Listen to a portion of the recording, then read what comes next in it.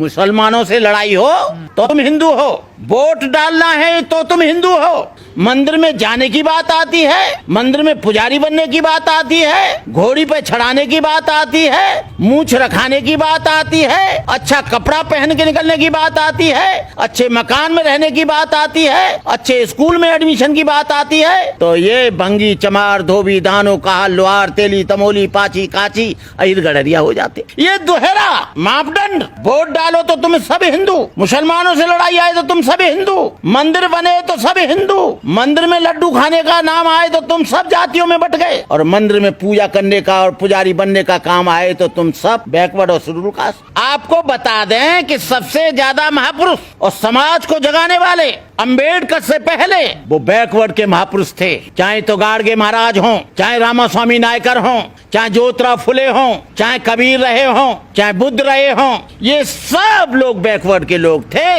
इन लोगों की बात इन्होंने नहीं मानी। ये लोग नहीं सोचते हैं कि हमारे महापुरुष हमारे पूर्वजों ने हमको क्या बताया तो ये हमारी क्या बात मानेंगे। पढ़ा लिखा बैकवर्ड है, वो इस बात को जानता है कि हमारा कहाँ शोषण हो रहा है, वो इस बात को जानता है कि हमें कहाँ गुमराह किया जा रहा है, वो जानता है कि हमारी जमहूरियत खतरे में है, वो जानता है कि हमारी स्वतंत्रता खतरे में है, वो जानता है कि हमारी शिक्षा खतरे में है। इन मनुवादियों ने ये तोड़फोड़ की नीति करते हैं। शेड्यूल कास्ट से बैकवर्ड को लड़ा दो, बैकवर्ड को किसी और से लड़ा दो, शेड्यूल कास्ट को मुसलमान से लड़ा दो। ये हमेशा एक दूसरे को लड़ाते रहते हैं।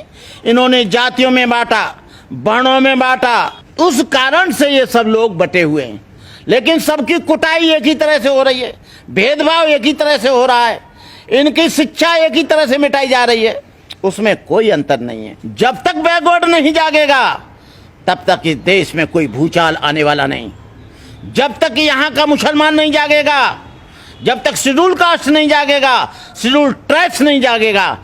शेड्यूल कास्ट के लोग भी वही जागृत हुए जिन्होंने अंबेडकर को पढ़ा, ज्योतिराव फुले को पढ़ा, रामास्वामी नायकर को पढ़ा, सविताबाई को पढ़ा, सावित्रीबाई को फुले को पढ़ा, कबीर और बुद्ध को पढ़ा।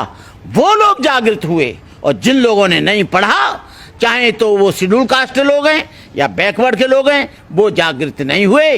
वो आज भी अंधविश्वासी बनकर, उनका झंडा लेकर, और आज भी वो उसी तरह से काम कर रहे हैं। मैं कहता हूं बैकवर्ड के लोगों से, संविधान को पढ़ो और उसमें देखो कि बैकवर्ड के पिछड़ा वर्ग को डॉक्टर अंबेडकर ने क्या लिखा है, क्या बताया है।